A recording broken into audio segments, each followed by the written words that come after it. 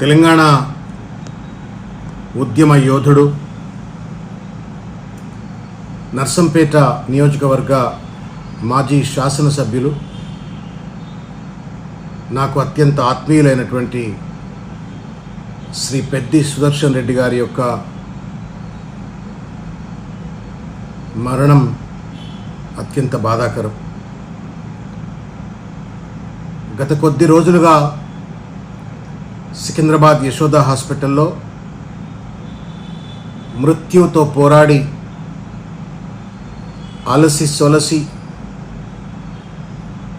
తిరిగి రాని లోకాలకు వెళ్ళినటువంటి పెద్ది సుదర్శన్ రెడ్డి గారి యొక్క ఆత్మకు శాంతి కలగాలని చెప్పని ఆ భగవంతుని ప్రార్థిస్తూ, వారి కుటుంబ సభ్యులకు,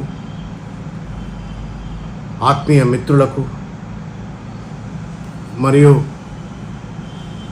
బీఆర్ఎస్ పార్టీ కార్యకర్తలకు, నాయకులకు అందరికీ కూడా నా ప్రగాఢ సానుభూతిని తెలియజేస్తా ఉన్నాను. విధి ఎంత విచిత్రమైనటువంటిది అంటే, ఓ ప్రక్క తను మృత్యువుతో పోరాడుతూ ఉంటే, మరో పక్కన తాను మొదలుపెట్టినటువంటి రాష్ట్ర ప్రభుత్వ అవినీతికి వ్యతిరేకంగా పోరాటం సుప్రీంకోర్టు తలుపు తట్టింది.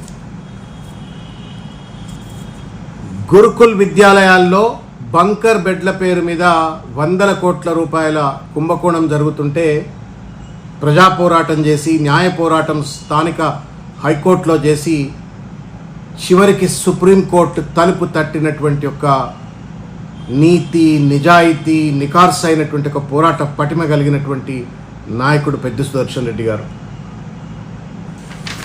ఇది వారు సుప్రీంకోర్టులో ఫైల్ చేసినటువంటి ఒక కేసుకు సుప్రీంకోర్టు వారు ఆమోదం తెలుపుతూ ఇచ్చినటువంటి ఒక ప్రభుత్వానికి ఇచ్చిన నోటీస్, ఇది తాకీదు. ఇది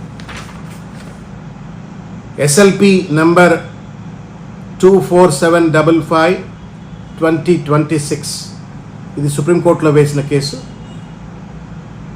హైకోర్టులో వారు వేసినటువంటి 533/2026. ఈ ప్రభుత్వం పెద్ద పెద్ద లాయర్లను పెట్టి కోర్టులను తప్పుదోవ పట్టిస్తే, నా పోరాటం హైకోర్టులోనే కాదు, నేను సుప్రీంకోర్టులో కూడా కొట్లాడతా అని చెప్పని సుప్రీంకోర్టు తలుపులు పెద్ది సుదర్శన్ రెడ్డి గారు తడితే, ప్రైమా ఫెసి వారి ఆర్గ్యుమెంట్స్లో ఉన్నటువంటి అవినీతి అంశాలను, ప్రభుత్వ అవినీతి అంశాలను ఒప్పుకుంటూ ప్రభుత్వానికి ఈ నోటీస్ జారీ చేసింది.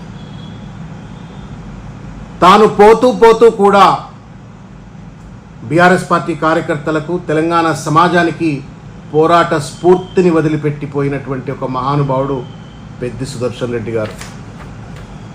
100 కోట్ల రూపాయల బంకర్ బెడ్ అవినీతిని ఎత్తి చూపుతూ ట్రూఫా ఎంటర్ప్రైజ్ ప్రైవేట్ లిమిటెడ్ అనే ఒక కంపెనీపై, ప్రభుత్వ పెద్దల బినామీ కంపెనీ అయినటువంటి ఈ కంపెనీపై కేసు వేస్తే సుప్రీంకోర్టు స్వాగతించి నోటీస్ జారీ చేసింది. పెద్ది సుదర్శన్ రెడ్డి గారు మొదలుపెట్టినటువంటి ఈ పోరాటాన్ని, ఈ అవినీతి రహిత తెలంగాణ సమాజ నిర్మాణం కోసం మనం అందరము కూడా కంకణబద్దులై ఇంకా బలంగా పోరాడదామని చెప్పి తెలియజేస్తూ, మరొక్కసారి పెద్ది సుదర్శన్ రెడ్డి గారి ఆత్మకు శాంతి కలగాలని, వారి లోటును ఎవరు భర్తీ చేయలేరు.